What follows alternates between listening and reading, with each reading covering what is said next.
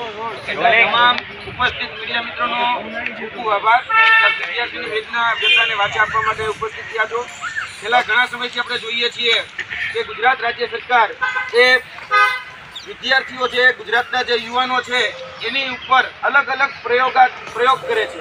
અને આ પ્રયોગમાં એક નવો પ્રયોગ વિદ્યાર્થીના ભવિષ્ય સાથે ચેડા કરતો એ સીબીઆરટી પદ્ધતિ છે.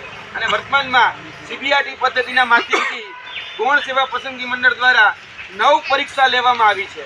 અને આ જે 9 પરીક્ષા લેવામાં આવી છે તેમાં forest, CCE, sub auditor, senior surveyor, planning assistant, work assistant, મદદનીશ ઇજનેર સિવિલ, ગ્રાફિક ડિઝાઇનર એમ કરીને અલગ અલગ જે પરીક્ષાઓ લેવામાં આવી છે તેમાં આજે સૌથી મોટો અને સૌથી પેચીદો મુદ્દો જે ઊભો થયો છે એ છે ફોરેસ્ટ બીટગાર્ડને લઈને. જેમાં 7 લાખ ઉમેદવારોએ ઉમેદવારી કરી હતી. 823 પદ હતા અને 45 સેક્શનમાં અલગ અલગ શિફ્ટમાં આ પરીક્ષા લેવામાં આવી હતી. આ અલગ અલગ શિફ્ટમાં દિવસમાં 3 શિફ્ટ, સવાર, બપોર ને સાંજ એ રીતે 3 શિફ્ટમાં પેપર લેવામાં આવ્યા હતા. અને તેમાં જે વિસંગતતાઓ અને જેમાં જે અસમંજસતાઓ ઊભી થઈ છે એમાં જે સીબીઆરટી પદ્ધતિ એપ્લાય કરવામાં આવી તેમાં સ્ટાફ સિલેક્શન પદ્ધતિની જેમ, આઈબીપીએસ ક્લર્કની જેમ, એસએસસી સીજીએલની જેમ નોર્મલાઇઝેશન મેથડ જે છે એ નોર્મલાઇઝેશન મેથડ એપ્લાય કરવામાં આવેલી. અને જે આજ વખતે ગતરોજ ગૌણ સેવા પસંદગી મંડળ દ્વારા જે ફોરેસ્ટ બીટગાર્ડ એટલે કે જે વનરક્ષકની જે યાદી જાહેર કરવામાં આવી છે એ યાદીમાં ફક્ત નામ જાહેર કરવામાં આવ્યા છે. તમે કોઈ મેથડને ફોલો કરો છો તો એ મેથડ જે રીતે રિઝલ્ટ બનાવે છે એ પ્રકારે રિઝલ્ટ પણ જાહેર કરવું જોઈએ. એમાં એટલે કે ફોરેસ્ટ બીટગાર્ડમાં એ પ્રકારે રિઝલ્ટ જાહેર કરવામાં નથી આવ્યું, સીધા જ નામો જાહેર કરવામાં આવ્યા છે. અને તેને કારણે વિદ્યાર્થીઓના નોર્મલાઇઝેશન પ્રમાણે કેટલા માર્ક વધ્યા અને કેટલા માર્ક ઘટ્યા એમાં કોઈ પ્રકારનો ઉલ્લેખ નથી. કઈ કેટેગરીને સામેલ કરવામાં આવી, કઈ કેટેગરીને બાકાત કરવામાં આવી એનો પણ કોઈ ઉલ્લેખ નથી. કેટલા મહિલા ઉમેદવાર પાસ થયા, કેટલા પુરુષ ઉમેદવાર પાસ થયા એનો પણ કોઈ ઉલ્લેખ નથી.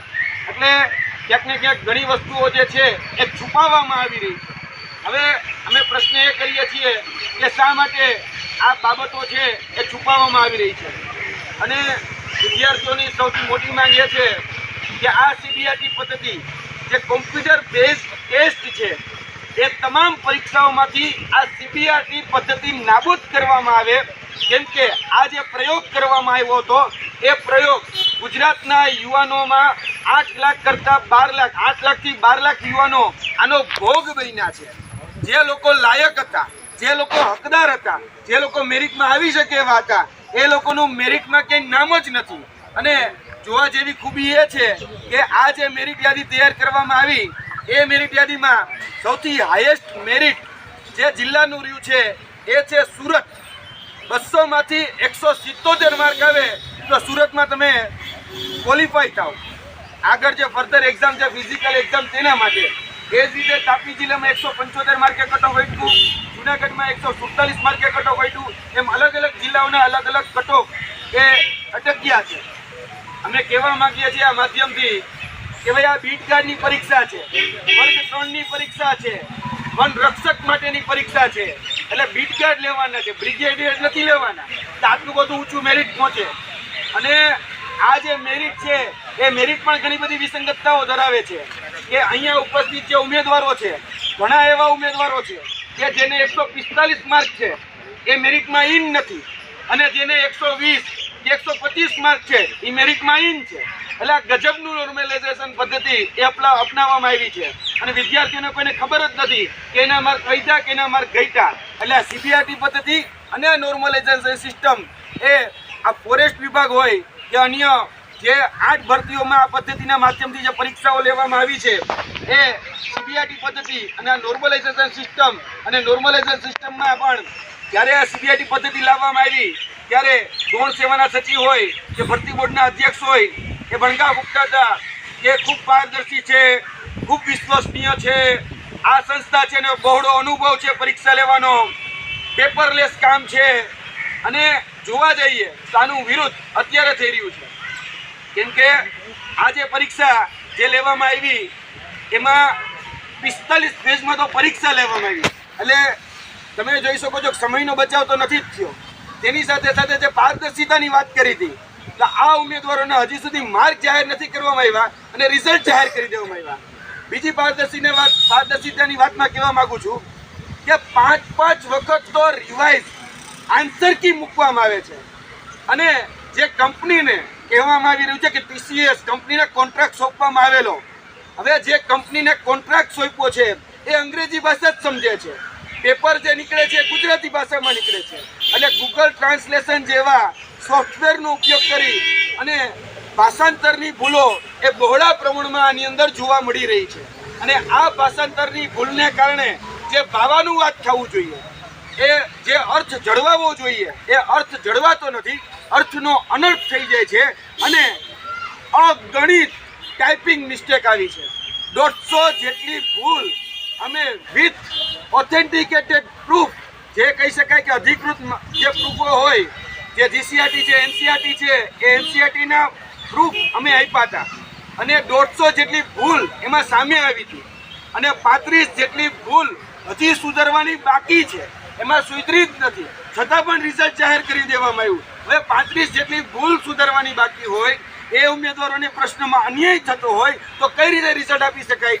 અને બીજી વાત કે આમાં જે રિઝલ્ટ જાહેર કરવામાં આવ્યું છે તેમાં અમને જાણ થઈ છે પ્રમાણે જે રીતે નીટની અંદર ગ્રેસિંગ માર્ક આપવામાં આવ્યા હતા અને પછી સુપ્રીમ કોર્ટે ગ્રેસિંગ માર્કને રદ કર્યા, એ જ પ્રકારે અમુક એવી શિફ્ટો છે કે જેમાં 15 પ્રશ્નો રદ કરવામાં આવ્યા છે અને આ 15 પ્રશ્નો રદ થયા એમાં સીધા જ ગ્રેસિંગ માર્ક મળી જાય. એટલે તમે વિચારો, ફોરેસ્ટનું પ્રશ્નપત્ર છે એ 100 પ્રશ્નો છે અને એક પ્રશ્નનો 2 માર્ક છે, 200 માર્કની પરીક્ષા છે. હવે કોઈ જગ્યાએ 15 પ્રશ્નોને રદ કરો તો સીધા જ એને માર્ક મળી જતા હોય તો 30 માર્ક એ લોકોને સીધા જ મળી જાય. એટલે વિદ્યાર્થીઓ જે ખરેખર મહેનત કરે છે એને તો અન્યાય જ થવાનો, અને જે લોકોએ પ્રશ્નને સ્કીપ કર્યા છે તો નથી આવડતા તો એ લોકોને સીધો જ ફાયદો થવાનો 30 માર્કનો. એટલે મેરિટમાં તો 0.10ના માર્કે પણ લોકો ઇન આઉટ થઈ જતા હોય છે. એટલે આ ગ્રેસિંગ માર્ક એ પણ યોગ્ય નથી. જો નીટની પરીક્ષામાંથી ગ્રેસિંગ નીકળી શકતા હોય તો ફોરેસ્ટ વિભાગમાંથી શા માટે ગ્રેસિંગ ન નીકળી શકે, એ અમારો સીધો પ્રશ્ન છે. તેની સાથે સાથે જે અલગ અલગ શિફ્ટમાં જે પેપરો લેવામાં આવ્યા છે તેની કારણે સમાન તક અને સમાન અવસર એ જળવાતા નથી. કેમ કે આ ભાઈને સહેલું પેપર નીકળ્યું, આ ભાઈને મધ્યમ નીકળ્યું, આ બેનને અઘરું નીકળ્યું, તો એ નક્કી કરનાર એ લોકો જ છે કે ભાઈ આ ભાઈને સહેલું હતું, આ ભાઈને મધ્યમ હતું ને આ બેનને અઘરું હતું. હવે પેપર જેને આપ્યું હોય એને ખબર પડે કે સહેલું હતું કે અઘરું હતું, એ નક્કી કરનારા કોણ? એટલે આમાં મોટા પાયે જબરદસ્ત થયા છે. અમે કોઈ વ્યક્તિગત આક્ષેપ નથી મૂકતા. જે લોકોએ કદાચ પ્રમાણિક પ્રયત્નો કર્યા હશે, ક્રાંતિ લાવવા માટે, રિવોલ્યુશન લાવવા માટે પ્રયોગ કર્યા છે, પણ એ સંપૂર્ણ પ્રયોગ એ નિષ્ફળ સાબિત થયા છે. અને આપણે કહીએ ને કે ભાઈ બકરું કાઢતા ઊંટ પેંધી ગયું છે અંદર, બકરું કાઢતા ઊંટ આવી ગયું છે અંદર. કારણ કે એ લોકો એવું કરવા ગયા કે ચલો પેપર લઈએ તો પેપર ફૂટે ને, આપણે પેપરલેસ જ પરીક્ષા કરી નાખો. પણ એ લોકોએ જો ભૂતકાળની પરીક્ષામાંથી બોધપાઠ લઈ જેટલી પણ જગ્યાએ પેપર લીકેજની સિસ્ટમમાં જે જગ્યાએ છીંડા છે એ છીંડાઓને જો સાંધ્યા હોત તો આ પરિસ્થિતિનું નિર્માણ ન થયું હોત.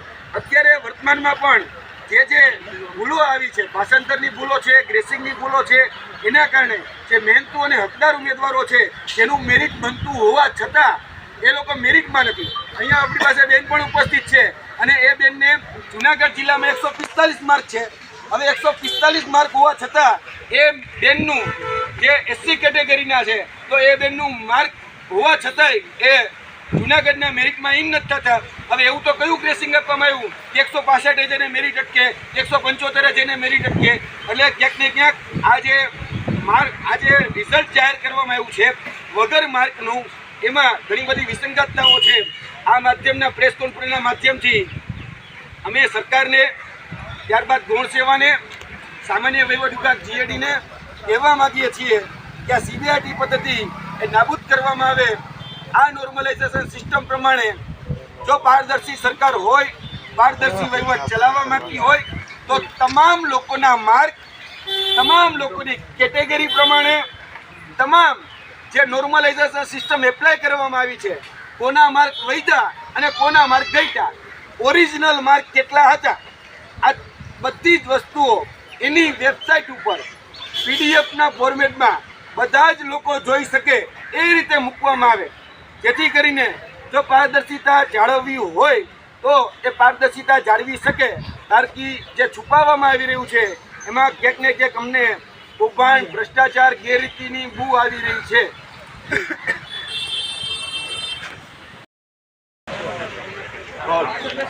રેડી રોલ રોલ મારું નામ જ્યોતિ છે, હું ફોરેસ્ટ ઉમેદવાર. મારું નાની બેબી છે, તૈયારી મારી ચાલુ હતી એટલે એને મેં મારી મમ્મીના ઘરે મૂકી દો. એ 7 મહિનાની હતી ત્યારથી મૂકી દો.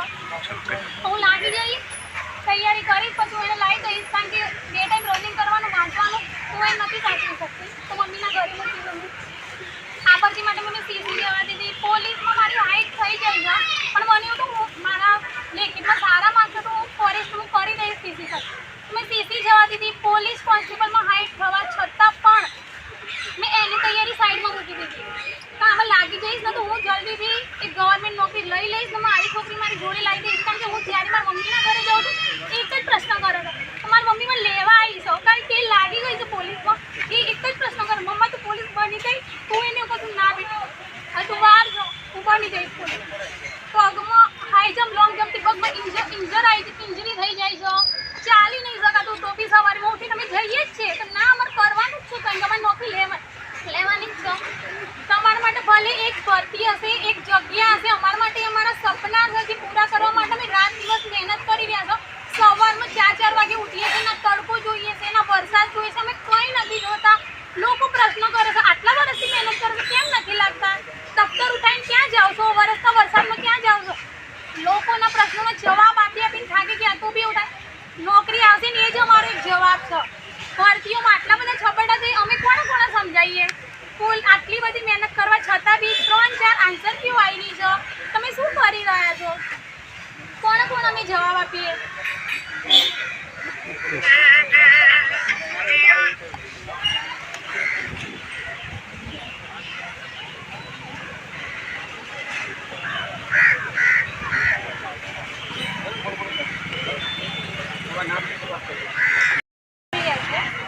છેલ્લા 2 વર્ષથી સતત છે ફોરેસ્ટની તૈયારી કરું છું અને 1 વર્ષથી સતત ફિઝિકલ ગ્રાઉન્ડની તૈયારી કરું છું. હવે સૌથી પહેલાં તો હું સીબીઆરટી પદ્ધતિને ચોખ્ખા શબ્દોમાં નકારું છું કે ગુજરાત સરકારની કોઈ બી પરીક્ષામાં છે ને સીબીઆરટી પદ્ધતિ લાવી જ નથી. કેમ કે સાહેબે જે પહેલાં વાત કરી હતી ને કે સીબીઆરટી પદ્ધતિ એકદમ સક્ષમ છે, તમારું રિઝલ્ટ જલ્દી આવી જશે, પારદર્શક આવી જશે. પણ આમાં જ્યારથી ભરતી બહાર પડી, જ્યારથી પરીક્ષા લેવાની, આટલી આન્સર કી આવી અને રિઝલ્ટ આવ્યું, ત્યારથી તમને કોઈને લાગે છે કે આમાં પારદર્શકતા ક્યાંય તમને દેખાય છે એવું? એટલે પારદર્શકતાના નામે કોઈ વસ્તુ થઈ નથી. આ બધું અમારા ભવિષ્ય સાથે મજાક કરી છે. અમારું ભવિષ્ય શું એટલું સસ્તું છે કે તમે લોકો અમારા ઉપર સીબીઆરટી પદ્ધતિ લાવીને અમારી સાથે મજાક કરો, અમારા ભવિષ્ય હારે મજાક કરો. અમારી પાસે શું એવો વધારાનો ટાઈમ છે? અમારી પાસે છેલ્લી તક હતી આ ફોરેસ્ટની કે અમે મારા માર્ક્સ એટલા છે કે હું ગ્રાઉન્ડ માટે આરામથી ક્વોલિફાઈડ થઈ શકું એમ છું. પણ છતાંય મારું પીડીએફ નામ હતું અને પીડીએફ આવ્યું તેમાં શું આવ્યું? ખાલી માત્ર રોલ નંબર અને નામ. જો તમે પારદર્શક જણાવતા હોય તો તમને એમાં માર્ક દર્શાવવાનો વાંધો શું છે અમારે? અને અમારો પૂરેપૂરો હક છે કે અમારા માર્ક્સ કેટલા થઈ છે ને તમારે જણાવવા પડે અને જણાવવા જ પડે. બરાબર છે? એટલે તમારે લોકોને એવું કોઈ હક નથી કે અમારા ભવિષ્ય સાથે ચેડા કરો. બરાબર? અને તમે અત્યારે સુધી જે પણ રજૂઆત જોયા છે, આંદોલન જોયા છે ને, એ શિક્ષકોના, વિદ્યા સહાયક માટેના જોયા છે. અમે લોકો છે ને ફોરેસ્ટમાં ડાલા મથા સાથે જે સાવજો સાથે રહેવાની ક્ષમતા ધરાવીએ છીએ. તો એમ એક આંદોલન કરી અમે ન્યાય મેળવવાની પણ ક્ષમતા પૂરેપૂરી ધરાવીએ છીએ. જ્યાં સુધી અમને ન્યાય નહીં મળે, તમે વ્યવસ્થિત માર્ક્સ નહીં જાહેર કરો ને સીબીઆરટી પદ્ધતિને તમે પ્રૂફ નહીં કરો ને, ત્યાં સુધી અમે છે ને પીછેહટ કરવાના જ નથી. ખાસ કરીને તો હું. બરાબર? એટલે જ્યાં પણ જોશો ને તમે મને આગળ જોશો. કેમ કે મને એટલી ખબર છે કે હું જંગલમાં રહેવાની, સિંહો સાથે રહેવાની ક્ષમતા ધરાવું છું ને, તો આ વસ્તુ તો હું આરામથી મારો ન્યાય મેળવવાની ક્ષમતા ધરાવું છું. એટલે પહેલાં તો સૌથી પહેલાં તમે આગળની તમે એમ કહો છો કે અમે તમારી પર સાહેબ ખુદ અમે કાલે ગયા હતા તો સ્વીકાર્યું કે ભાઈ આ પદ્ધતિ લાવીને અમે નિષ્ફળ ગયા છીએ, સફળ નથી ગયા. અમે સ્વીકારીએ છીએ કે તમારી સાથે અન્યાય થયો છે. તો ભાઈ હવે અન્યાય તમે અમારી હારે કર્યો છે તો તમારે ન્યાય કરવો પડે ને. તો ન્યાયના દ્રષ્ટિએ તમે અમારી આ જગ્યા છે 800 જગ્યા એમાં વધારીને અમે જગ્યા વધારો તો અમારી સાથે ન્યાય થશે. બરાબર, તમારી ભૂલનો તમે સ્વીકાર કરો અને સ્વીકાર કરીને અમને ન્યાય આપી અને એમાં જગ્યા વધારો, જેથી કરીને જે તમે 25 ગણા કરવાના છો ને એ 25 ગણામાં અમે લોકો ઇન થઈ શકીએ. બરાબર, અને નોર્મલાઇઝેશન છે એના નોર્મલાઇઝેશન પહેલાના અને નોર્મલાઇઝેશન પછીના માર્ક્સ તો જોશે અને જોશે જ. ત્યાં સુધી તમે દેવાના જ જે તમે તમને આગળ જ જોશો. એટલે તમારે જે પણ નિર્ણય લાવવાનો હોય એ વહેલી તકે લાવજો. બાકી આગળ અમે બધી વસ્તુ માટે રણનીતિ કરીએ છીએ. અમે પીછે પર હટકરા નથી, અમે ફોજના રક્ષકો છીએ એટલે પૂરેપૂરી ક્ષમતા ધરાવીએ.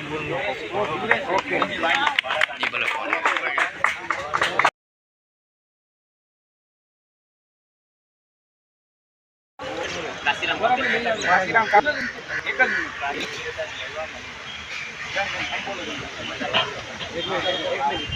મારું નામ કાશીરામ કાપડી છે. અમે બહુ હોશિયાર જે છે આ પરીક્ષા આપે. અમને એમ હતું કે આ સીબીઆઈની પદ્ધતિ જે છે એના દ્વારા જલ્દીમાં જલ્દી પરીક્ષા તો લેવાશે, સાથે સાથે પરિણામ પણ એવું સરળ અમને મળી જશે. પરંતુ એવું કંઈ નથી. 4 વાર તો જે છે એમને આન્સર કી જે છે જાહેર કરી અને ફાઇનલ આન્સર કી જાહેર કરી, એમાં પણ ઘણી બધી ભૂલો હતી. અમને એ વાતનો બિલકુલ સંતોષ જ નથી, કારણ કે અમને ગુણ જ જોવા મળ્યા નથી. હવે અમે જે નોર્મલ અમને જે આન્સર કી મળી એ પ્રમાણે અમે ગુણ જોઈ રહ્યા છીએ.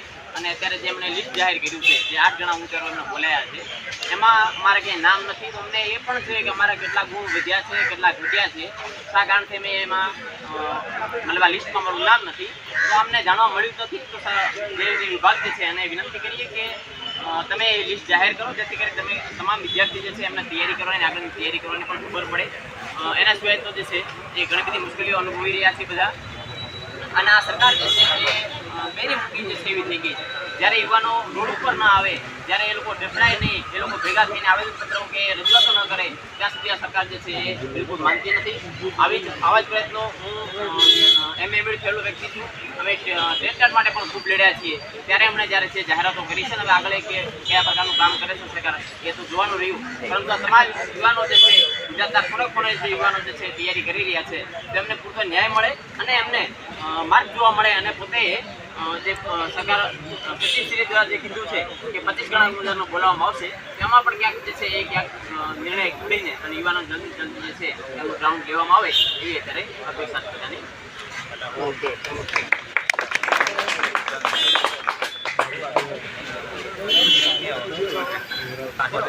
ખાસ કરીને અમારી માંગણી એ જ છે કે જગ્યામાં વધારો કરો અને એ 25 બોલાની વાત છે તો એનું લિસ્ટ સત્વરે જાહેર કરવામાં આવે.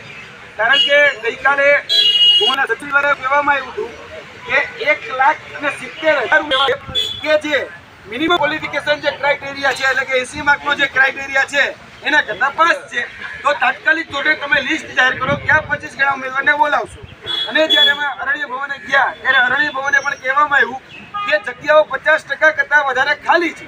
જો 50% કરતાં વધારે જગ્યા ફોરેસ્ટ વિસ્તારની ખાલી હોય તો આ જગ્યા એટલે કે 823 જગ્યા છે એમાં 1200 થી 1500 જગ્યા પણ ભરી શકાય એમ છે. તો એમાં પણ અમારો જગ્યા વધારો કરવાની માંગણી છે. આગળના દિવસોમાં જો અમારી માંગણી સ્વીકારવામાં નહીં આવે તો અમે ચોક્કસપણે અત્યાર સુધી ગાંધી જગ્યા માર્ગે ચાલ્યા છીએ. આગળના દિવસોમાં ભગતસિંહ જગ્યા માર્ગે પણ ચાલીશું.